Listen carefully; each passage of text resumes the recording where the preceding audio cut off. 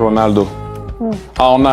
Ronaldo, Brazilian Ronaldo. ፖለቲካና አሻጥር የበዛበት የዓለም ዋንጫም አወዛጋቢ ሆኗል።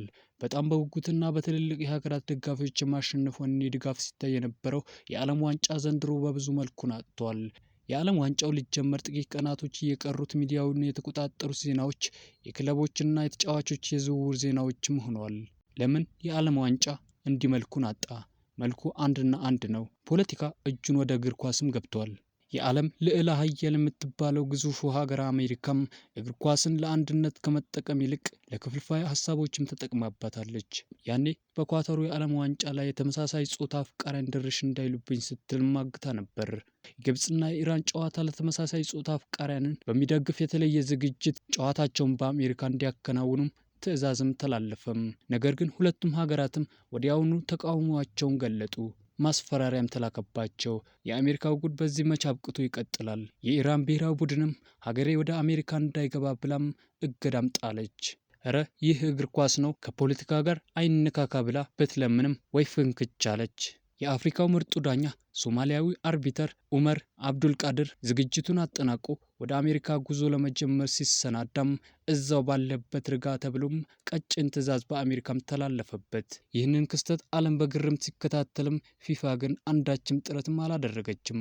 የኢራንና የሴኔጋል ብሔራዊ ቡድንም ልክ እንደ አንድ የወንበዴ ቡድን ዘለግ ላለ ሰዓትም ከፍተኛ ፍተሻ የተደረገበት ምርጡ የዓለም ዋንጫ ሊጀመር ሰዓታት ቀርተውታል። ኳታርን በኤሲ አያያዝ ቁም ስቅላን ያበሏት እኒሁ ገምጋሚዎችም ከወዲሁ በአሜሪካ ባለው የሙቀት መጠን ከፍተኛ ስጋት ውስጥም ወድቀዋል። የልምምድ ሜዳዎችም በጥሩ መንገድ አለመያያዛቸውም ደጋፊዎችን በቪዛ ምክንያትም ከፍተኛ እንግልትና የልምምድ ሜዳዎችም በጥሩ መንገድ አለመያዛቸውም ደጋፊዎች በቪዛ ምክንያት ከፍተኛ እንግልት ላይ መውደቃቸው የሆቴሎች ከፍተኛ ወጪና የስቴዲየም መግቢያ ክፍያ አጠቃላይ ተደምሮ ይህንን ዓለም ዋንጫም ቀለሙንም አደብዝዞታል። የአሜሪካ ሀያልነት፣ የሆቴል ብቁነት በእያንዳንዱ ዘርፍ አሜሪካን የሚያስተች ነገር የለም። ገና ከጅምሩ የዓለም ዋንጫ የቆመለትን ተልዕኮ የሳተበት ሆኗል። በጥባጭ ሳለ ጥሩ አይጣጣምም እንዳሉት አበው የዓለም ዋንጫ ከወዲሁ ብዙ ቅጸላ የወጡበት ሆኗል። የዘንድሮ የቀውሱ የዓለም ዋንጫም ተብሏል። የኢራን እግር ኳስ ቡድንም የቪዛ እንግልት እንደተሰማው ሁሉ የሶማሊያዊ የአፍሪካ ኮከብ የመሃል ዳኛ ከበራፍ ታግዶ እንደማይዳኙም መጠቆሙም አነጋጋሪ ሆኗል። የኢራን ቡድን እግር ኳስ አጥቂም አይመን ሁሴን አሜሪካ ቺካጎ አውሮፕላን ማረፊያ በተቆጣጣሪዎች ለ7 ሰዓትም የእስር ያህል አሰልቺ የቃል ምርመራ እንደተደረገበትም ቅሬታውን አጋርቷል። ከወዲሁ ስፖርቱ የትርምስም ሆኗል። ከኢራን ብሔራዊ ቡድን መካከል ደግሞ የስፖርት አስተዳደር ኮሚሽነር፣ የኮሚኒኬሽን ኦፊሰር፣ ዋናው የቡድን ደጋፊዎችም ቪዛ ጥያቄያቸው ውድቅ ተደርጓል። የበርካታ ብሔራዊ ቡድኖችም ደጋፊዎችም የስኮትላንዶች ጭምር የጉዞ ፍቃዳቸው በአሜሪካ ኢሚግሬሽንም ተከልክሏል። የአፍሪካ እግር ኳስ ኮንፌዴሬሽን ኦምራንን በ2005 ምርጥ ኮከብ ዳኛም ተብሎም ተሰይሞ ያከበራቸውን ሰው ከናይሮቢ ተነስተው በቱርክ አቋርጠው አሜሪካ ቢደርሱም የኢሚግሬሽን ኃላፊዎችም ግልጽና በቂ ማብራሪያ ሳይሰጡት ከልክሏቸዋል። ዳኛው ወደ ቱርክም ለመመለስ ተገደዋል። የዓለም ዋንጫ የዓለም ሀገራት ውድድርም እንጂ የሀገራት ፖለቲካ ቁር የሚቆርበትም መድረክም አይደለም። ተጫዋቾችን በሚነካ መልኩ የተፈጸሙ ድርጊቶችም ለአብነትም ሴኔጋልና ኢራንም ተጠቅሰዋል። በፊፋ የተመደቡ ዳኞችም በሴራ የበቀል ማወራረጃ ሆኗል።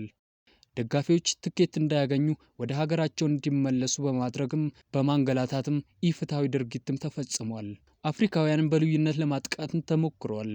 በእነዚህ ሁሉ ምክንያቶችም ይህንን የ2026 የዓለም ዋንጫ ገና ሳይጀመር ዘ ወረስት ወርልድ ካፕ ኤቨር የሚል ስያሜም ተሰጥቶታል። የዘንድሮ የዓለም ዋንጫ በታሪክ አዲስ ምዕራፍ የሚከፍት ሲሆን በሶስት ሀገራትም አሜሪካ፣ ካናዳና ሜክሲኮ በጋራ አስተናጋጅነት የሚካሄድ ይሆናል።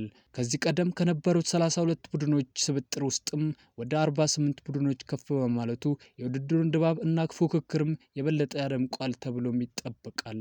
በኢራን እግር ኳስ ብሔራዊ ቡድን ላይም አሜሪካን ያሳለፈችው ውሳኔ ስፖርቱን ለፖለቲካ ቂም መወጣጫ እያደረገችውም ነው። ፊፋ ጉዳዩ ከአቅም በላይም የሆነ መስሏል።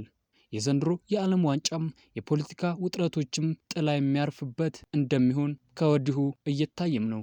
ኢራን በሜዳ ላይ በደምና በላባ ያገኘችው ስኬት ከሜዳ ውጪ ባሉ የቪዛና የፖለቲካ ውጥረቶችም ጥያቄ ውስጥ መግባቱ እጅግ አሳፋሪ፣ የፊፋ አቅመ ቢስ መሆኑ በግልጽ ያሳያል። የእግር ኳስ ዓለም ኃያላን ሀገራት የሚፋጠጡበት ግዙፉ የእግር ኳስ መድረክም ሊጀመር ሰዓታትን ቀርተውታል። በተሻለና በአጓጓ የሚጠበቀው ፈረንሳይና ስፔን፣ አርጀንቲናና ፖርቹጋል፣ እንግሊዝና ብራዚል ለዋንጫው ሻምፒዮንነት የሚጠበቁበት ይህ ውድድርም በተቃራኒው ደግሞ ጀርመን ከዋንጫው ግምት የተጣለበት፣ ጣሊያን ደግሞ ከውድድሩ ውጭ የተደረገበት፣ በሊዮኔል ሜሲ የምትመራው አርጀንቲናም የ2022 የዓለም ዋንጫ ሻምፒዮኗ በዚህ ዓመትም ትጠብቃለችም። ተጫዋቾቿም ሜሲን ሻምፒዮን ለማድረግም እንፋለማለን ሲሉም ገልጸዋል። ሌላኛው ተጠባቂው ደግሞ የክርስቲያኖ ሮናልዶ ሀገር ፖርቹጋል የዋንጫው አሸናፊነት ቅድመ ግምትን ካገኙት መካከል አንዷም ናት። CR7 አንድ የቀረውን ይህንን ትልቅ ዋንጫ ለማንሳትም ከቡድን ከዋክብቶቹ ጋርም ተዘጋጅተዋል።